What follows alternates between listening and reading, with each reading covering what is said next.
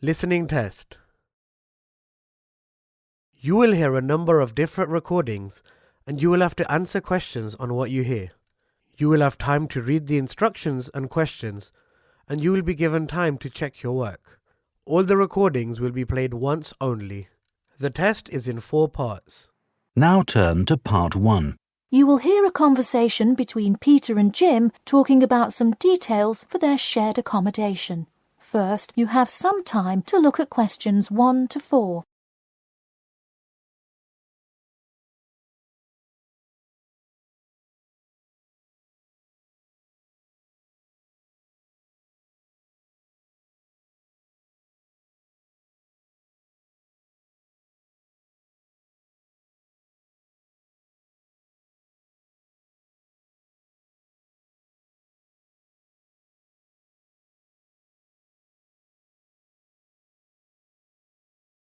Now we shall begin. You should answer the questions as you listen, because you will not hear the recording a second time.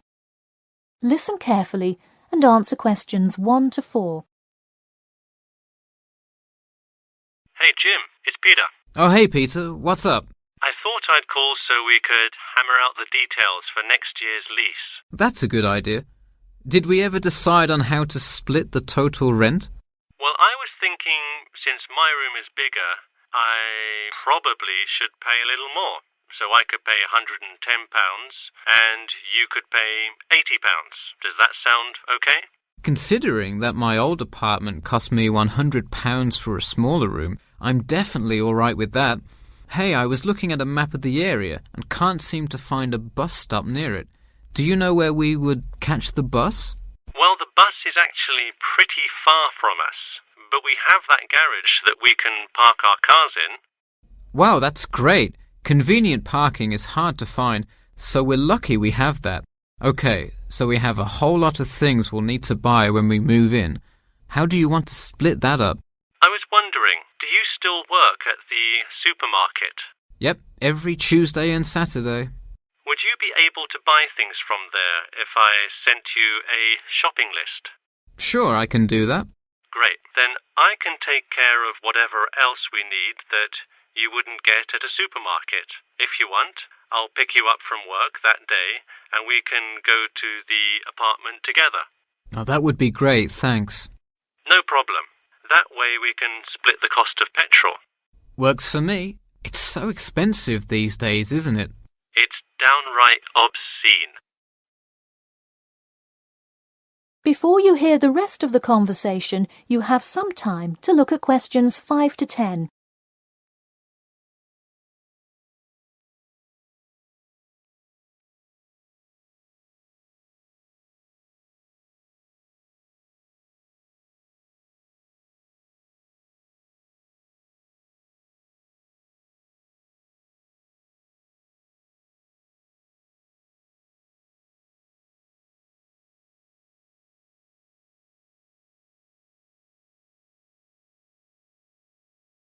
Now listen and answer questions 5 to 10. So let's figure out what appliances we need. Do we have a microwave? Yes, the landlord's providing that for us. Hey, do you still have that space heater, though? We need one for the kitchen since it's not connected to the central heating. All right, I'll bring that. Anything else? Well, I have some dining room and living room furniture I can bring, so that should take care of most of the big stuff. You know what we do need, though? Could you bring a toaster? I actually don't have one. It doesn't come with the microwave. No, the landlord is only supplying the microwave. It would really help if you could bring one. Okay, I'll pick one up at the store. You know, I also have this cool antique rotary phone that would be a cool addition to the apartment, sort of as decoration and utility. Oh, cool. The only thing is, we'd have to put it in the kitchen unless you want it in your room. Why not put it in the living room? The living room's too loud to have a phone conversation. The noise sort of carries, so if one person is trying to watch TV or have friends over, the person on the phone won't be able to hear. Okay, well I guess kitchen it is then. Any other big things we need? That seems like everything. That's all I can think of. And of course, move-in is... June the 1st. I can't wait. We'll be able to watch the big game in our new apartment. It's going to be awesome. Yeah, we can move in the morning, and then Friday night we can sit back and cheer on Liverpool. I have an exam in the morning, but we'll be done around 11 a.m. and can move in after. Wait, Liverpool? You're joking, right? I thought you were a Manchester United fan. Man U? No way. Liverpool all the way. Oh no, I don't know if I can live with a Liverpool fan. That is the end of section 1. You now have half a minute to check your answers.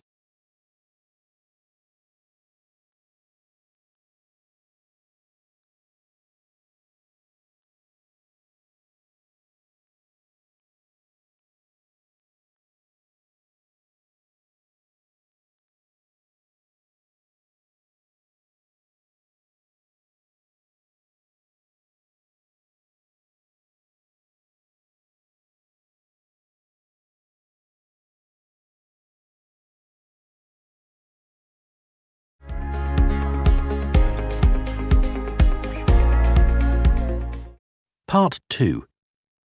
You'll hear an HR representative of Earn and Learn giving some information about her company.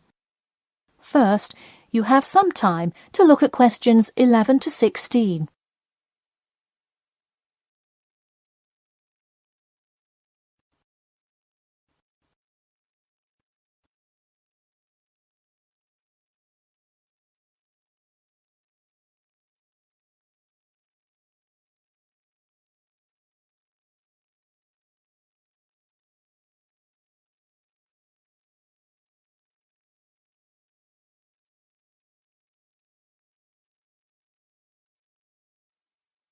Now listen carefully and answer questions 11 to 16.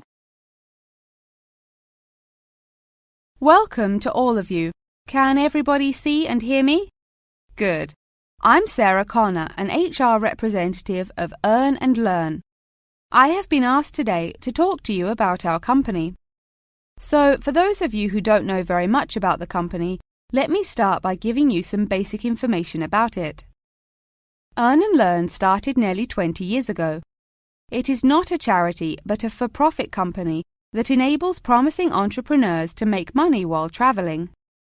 During the past 10 years, it has grown rapidly and has gained great influence in most countries of the world.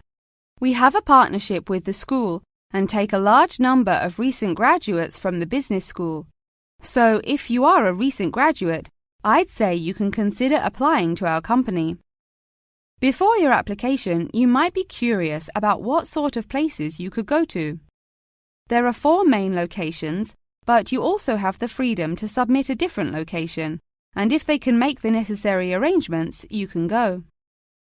The first country Earn and Learn established locations was the US, where you may choose from multiple locations, as long as you can commit to their more rigid schedule of August to December. Also, you could do the Australia internship. That one is really cool. You work at a wildlife shelter and learn about the business practices of non-profit organisations.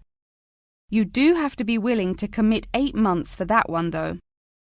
Perhaps that's a long time to be so far away, but I would say it is really an amazing opportunity. I don't know whether some of you are in decent physical shape. If so, the South Africa internship is another exciting one. You learn a lot about sustainable farming, but you would be doing some of the manual labour involved in maintaining a farm.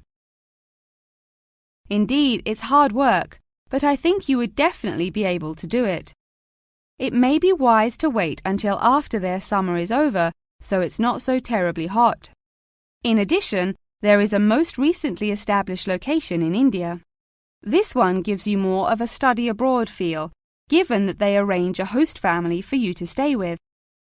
In the other locations, you live in an apartment with other interns, so this is definitely a unique experience. Before you hear the rest of the talk, you have some time to look at questions 17 to 20.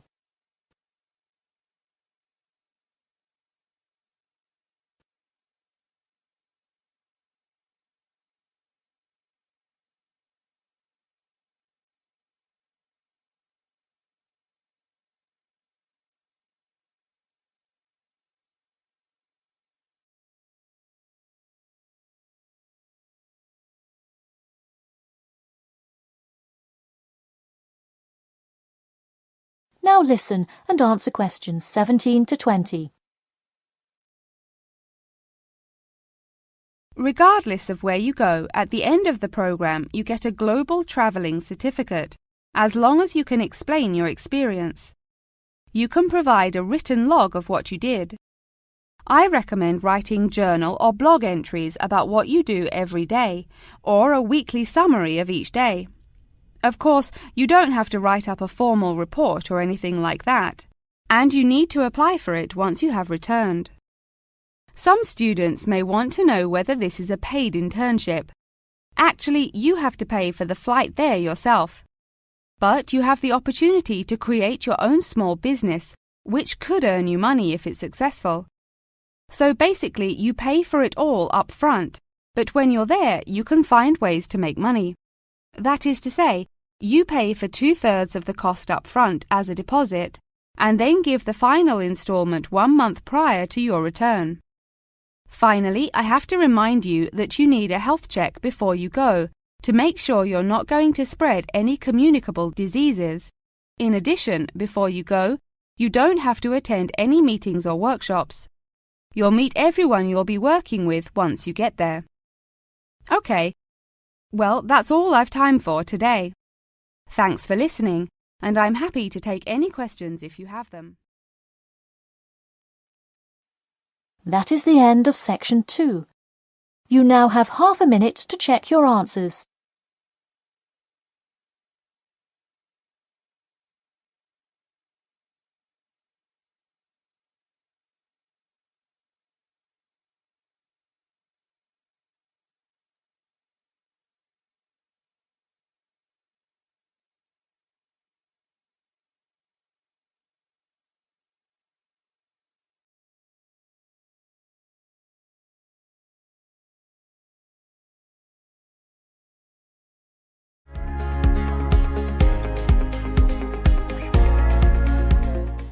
Part 3. You will hear a student called Margaret Parkinson talking about the class she missed on Thursday with her professor. First, you have some time to look at questions 21 to 26.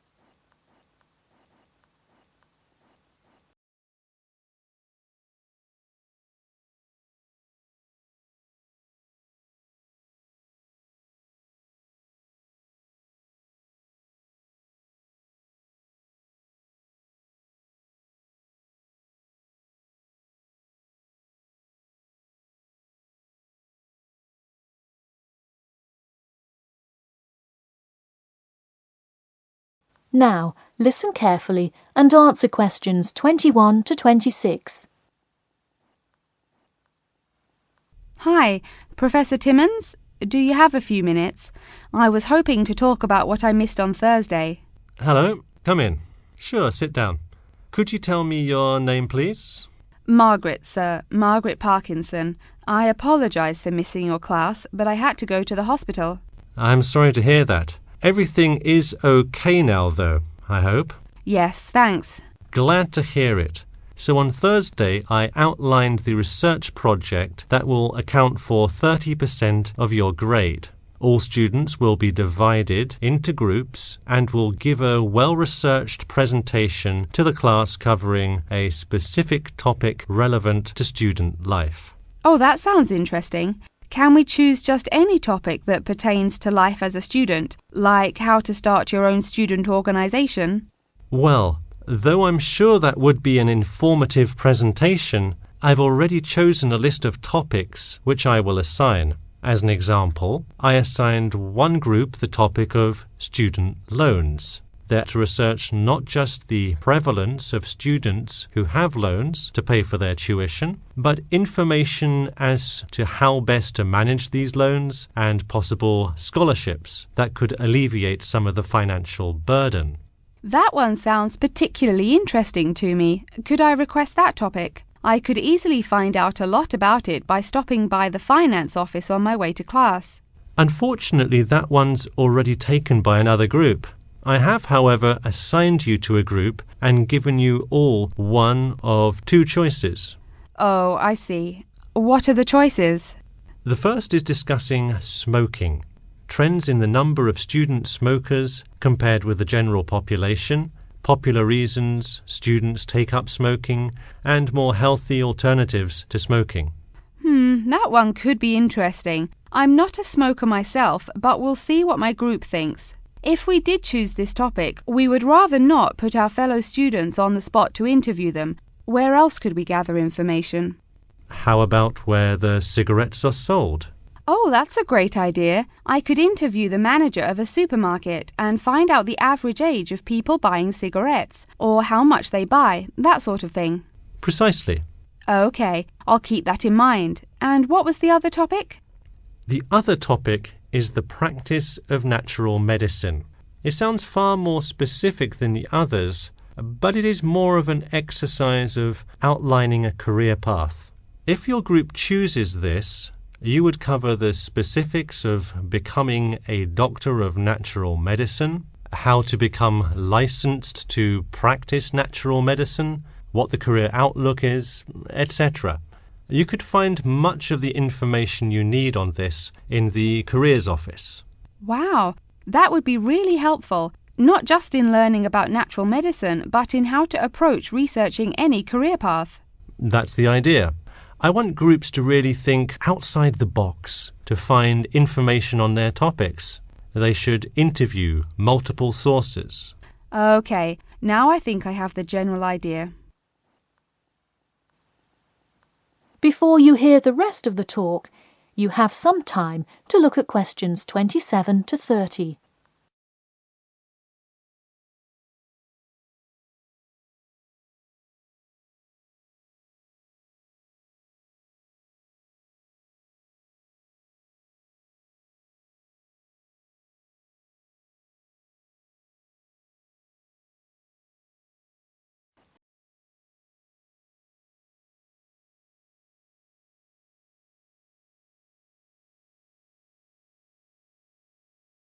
Now listen carefully and answer questions 27 to 30. When is the presentation due? I expect each group to send me an email attachment of the plan ahead of time by October 10th, so that I can ensure that you are on the right track. Oh, that's actually really reassuring. I would hate to spend so much time on a presentation only to find we had taken it in the wrong direction. So when is the presentation? I let groups choose from the list of time slots I have between November 1st and November 5th. Okay, how about the 3rd? I'll have to check with my group, of course, but maybe we could write a tentative time? Sure, let me take a look. I'm actually booked completely through the 3rd and 4th now.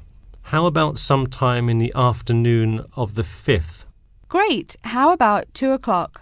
No problem. I'll pencil your group in.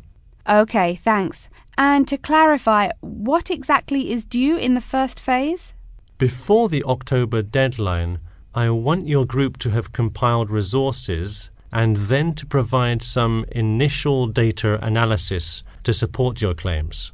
Okay, so data analysis is due the 10th of October, and then the Presentation? Yes. The final phase is simply giving the presentation on the 5th of November. All right, I think I have all the information I need. Thanks. You're welcome. See you in class tomorrow. That is the end of section 3.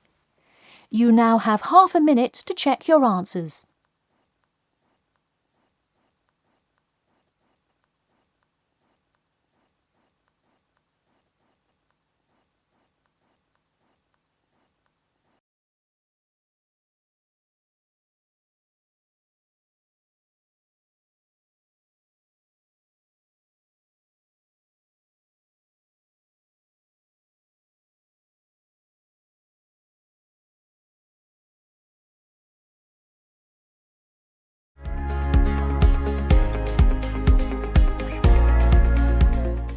Part 4.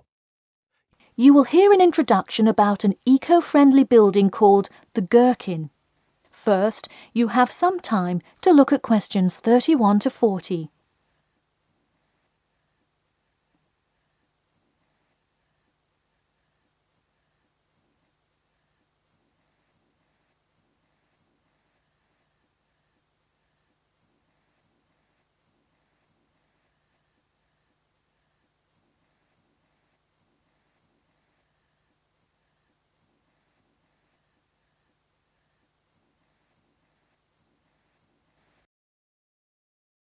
Now, listen carefully and answer questions 31 to 40.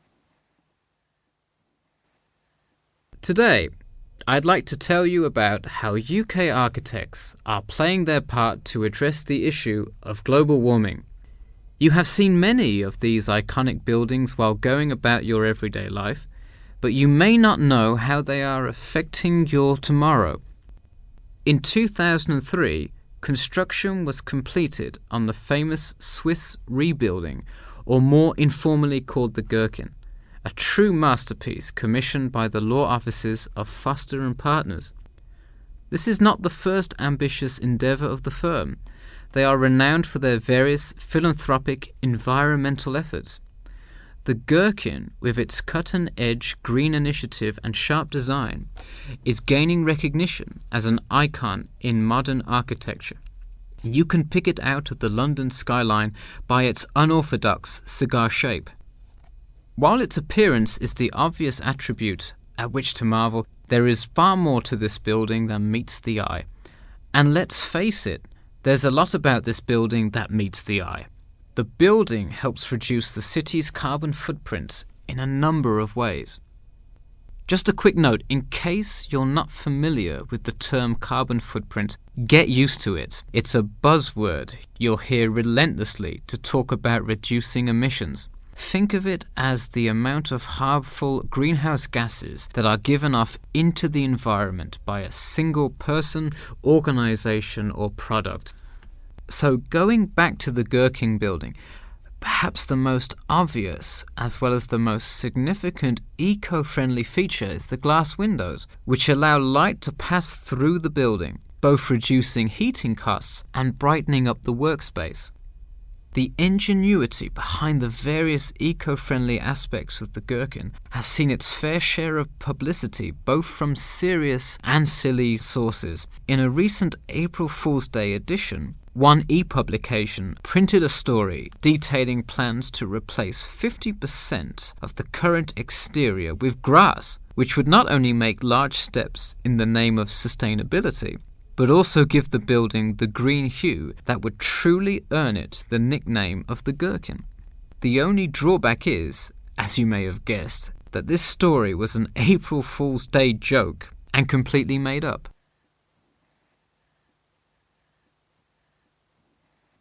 In all seriousness though, the building is setting a new standard of design that other architects and city planners just cannot ignore.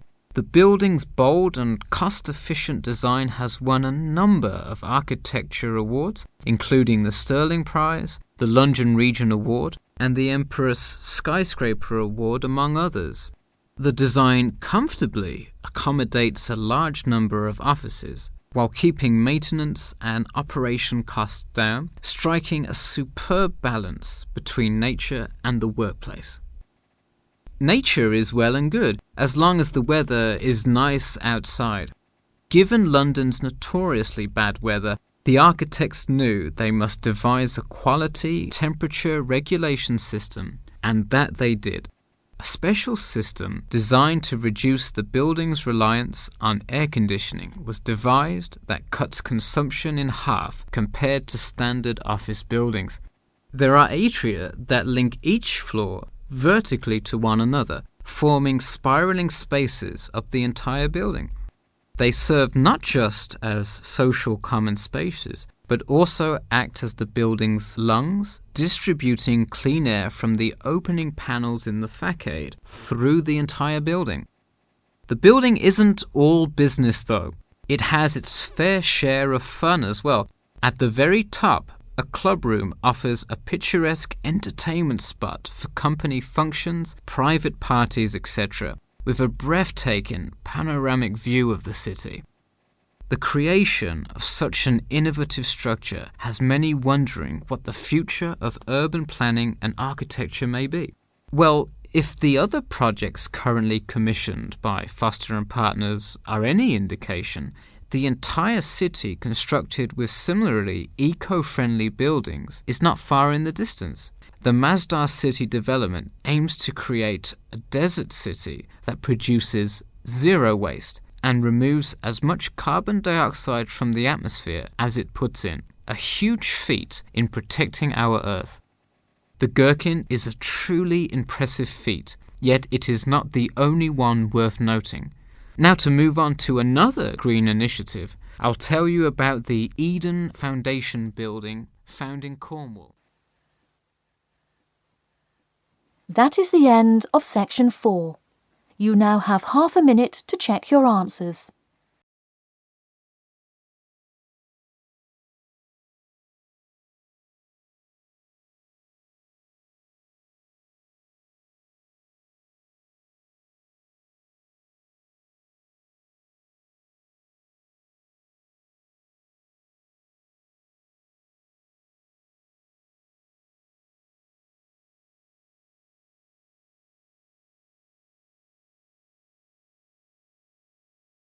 That is the end of the listening test.